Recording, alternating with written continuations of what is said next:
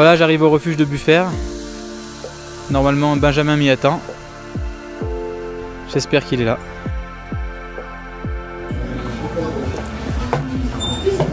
Salut Nadette. Bonjour Léo. Ça va? Ouais, très bien. Dis-moi, je cherche Benjamin. Est-ce qu'il est arrivé? Oui, il est dans la petite pièce là-bas. Ok, bah super, merci. Je te laisse aller. À tout à l'heure.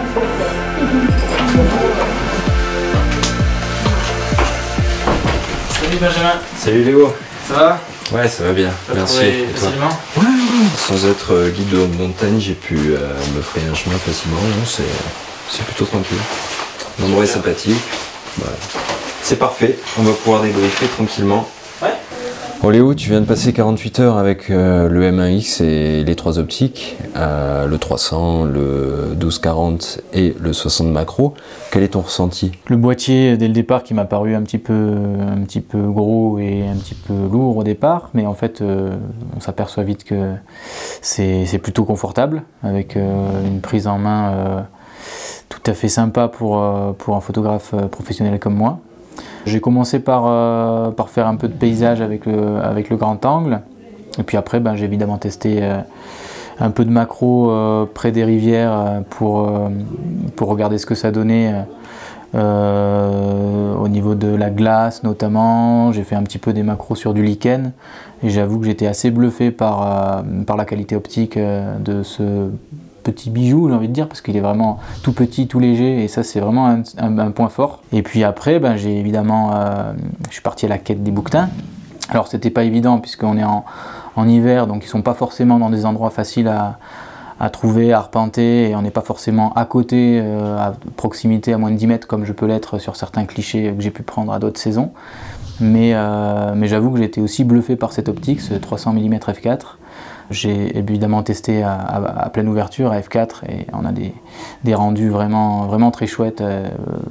Même avec un micro 4/3, on arrive à vraiment des flous d'arrière-plan très intéressants. Qu'est-ce que tu as pensé de la double stab et de la poignée intégrée sur le terrain? Qu'est-ce que ça apporte, ça? Moi qui fais beaucoup aussi de prise de vue en portrait, donc en format vertical, que ce soit pour le paysage ou l'animalier, j'avoue que c'est très confortable. Je l'ai testé plutôt souvent pendant ces 2 jours, et ouais, c'est très bien. On peut faire des photos assez facilement tout en basculant l'appareil. Voilà, et puis la stabilisation, ça c'est vraiment bluffant. Il n'y a rien à dire quand on utilise le 300 f4 et ça bouge pas d'un poil. Donc que ce soit au niveau des photos évidemment, mais aussi au niveau de la vidéo, on arrive à faire des prises de vue vraiment intéressantes sans bouger, quoi. Alors toi qui es photographe animalier, la rafale est un aspect important. Sachant qu'on est là à 18 images par seconde, qu'est-ce que ça peut procurer comme avantage pour toi? Pour avoir testé pas mal de boîtiers différents, un photographe animalier est toujours plus satisfait quand il a une bonne rafale en main. Ça m'a attiré dès le départ, j'avais vraiment envie d'utiliser ça pour voir ce que ça donnait. Et c'est vraiment c'est incroyable. Je m'imagine déjà sur cette rafale sur des insectes, des oiseaux, des bouquetins en train de combattre. Ça promet de belles choses. Un mot sur l'autonomie à l'issue des 48 heures. Qu'est-ce que tu en as pensé? Oui, l'autonomie, il n'y a rien à dire. J'ai passé 2 jours dans la neige en utilisant... j'ai vraiment utilisé au maximum la capacité du boîtier en testant un petit peu tout, en passant la journée à faire des clichés. Donc c'est plutôt intéressant d'avoir notamment ce grip intégré et ces 2 batteries. Quels sont les points forts ou avantages que tu as trouvés dans les fonctions vidéo de ce boîtier? Ça fait 2-3 ans que je me mets à la vidéo un peu plus sérieusement. Et donc j'ai testé aussi tous les modes vidéo. Des capacités en manuel que j'affectionne particulièrement, où on peut vraiment tout gérer de A à Z, un suivi autofocus qui est nickel aussi pour la vidéo, un slow motion à 120 images secondes qui est vraiment intéressant. Est-ce qu'il y a des fonctions que tu aurais découvert dans les menus qui t'ont particulièrement parlé? Oui, tout à fait. J'ai pris le temps de tester. Je savais que hier c'était plutôt la partie sur l'animalier et les bouquetins, et qu'aujourd'hui je serais sur la clarée. Et j'ai pu tester sur le cours d'eau des prises de vue en pose lente, au trépied, et aussi à main levée, puisque la stabilisation est tout à fait incroyable. Et les filtres ND, j'ai été bluffé, comme j'avais été bluffé déjà à l'annonce de cette nouveauté. Il suffit d'aller dans le menu, ça prend 2 secondes, et puis on a son filtre qui est déjà placé. Filtre ND, on peut choisir entre 5 densités différentes.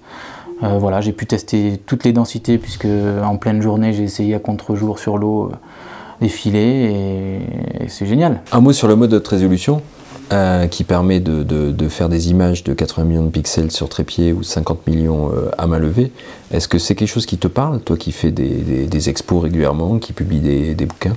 C'est vrai que là, sur ces 2 jours à chaud sur le terrain, j'ai pas pu voir toute l'ampleur de la résolution, on va dire, puisqu'il faudrait pouvoir les voir, comme tu dis, soit sur un tirage, soit au moins sur un grand écran.